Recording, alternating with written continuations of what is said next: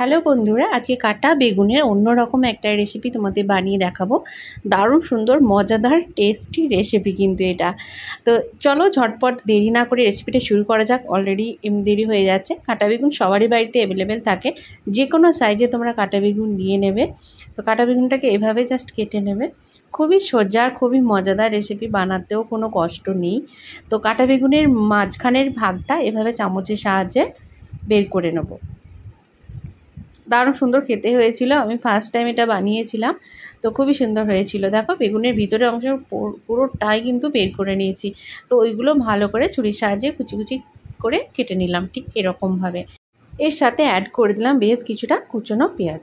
হাতের কাছে কাঁচা লঙ্কা থাকলে কয়েকটা কাঁচা লঙ্কা কুচিয়ে এর মধ্যে দিয়ে দেবে। আর ডিম তো বাড়িতে সবারই থাকে, যদি নাও থাকে একটা ডিম কোনোরকম জোগাড় করে নিও। তো ডিমটাকে ফেটিয়ে রেখে দিও। তো ডিমের যে সাদা অংশটা আছে সেটা এর মধ্যে দিয়ে দেবে। এর সাথে একটু সামান্য পরিমাণে নুনও আমি অ্যাড করে দিয়েছি। সব মিশ্রণগুলো ভালো করে কিন্তু মিক্স করে নিতে হবে, ঠিক এরকমভাবে, যেরকম প্রসেসে আমরা অমলেট বানাই ঠিক সেরকমভাবে। তো এই যে মিশ্রণটা পুরো বেগুনের যে গর্ত মতো অংশটা আছে, ভিতরে খাল অংশ, ওখানে কিন্তু এভাবে ঢুকিয়ে দেবো চামচের সাহায্যে, ভালো করে ভরে দেবো, ঠিক এরকম প্রসেসে। দেখতেই তোমরা পাচ্ছ। তো বেগুনের মুখের দিকটা এভাবে আমি এর উপরে বসিয়ে দেবো। ওকে, এরপর চলে যাক নেক্সট স্টেপ। গ্যাসের চুলা ধরিয়ে নিয়েছি। এবারে বেগুনটাকে এর মধ্যে গ্যাসের উপরে বসিয়ে দিয়েছি, আর ঢাকনাটাকে উপরে দিচ্ছি না। বেগুনটা কিন্তু পুড়ছেই, তার সাথে সাথে কিন্তু ডিমের অমলেটটাই পুড়ছে। কি মজাদার হবে না রেসিপিটা? ঢাকনাটা কিন্তু খুলে একবার করে নিচে নামিয়ে দিচ্ছি, যাতে ভালোভাবে বেগুনের ঢাকনাটাও পুড়ে যায়। তো একবার করে আমি ঢাকা দিচ্ছি, একবার করে জাস্ট করে দিচ্ছি, চামচের সাহায্যে ভালো করে নেড়ে দিলাম। খুব সুন্দরভাবে কিন্তু রেডি হয়ে গেছে। তো এটা আরও কিছুটা সময় লাগবে ভালোভাবে পুড়তে।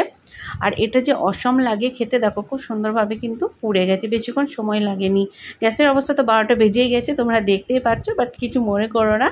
তো যাই হোক, দেখো খুব সুন্দরভাবে কিন্তু রেডি হয়ে গেছে বেগুনের ভিতরের অংশটা। এই দেখো, এটা আমি একটা ছুরির সাহায্যে কেটে নিচ্ছি। এই দেখো, আর এই যে ডিমের মিশ্রণটা দিয়েছি সেটা একেবারে পোড়া, মানে যে এর ফ্লেভার, বেগুন পোড়া তো আলাদা একটা ফ্লেভারই হয়, তার সাথে ডিমটাও পোড়া, মানে দারুণ খেতে হয়েছিল, অসাম হয়েছিল, কি বলবো তোমাদের।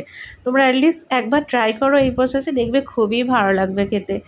এই দেখো, যদি ভালো লাগে অবশ্যই একটি লাইক কমেন্ট করো, প্রচুর পরিমাণে শেয়ারও করো। ইউটিউব থেকে দেখলে চ্যানেলটি সাবস্ক্রাইব করে রেখো, আর ফেসবুক থেকে দেখলে পেজটি ফলো করা অনুরোধ রইল।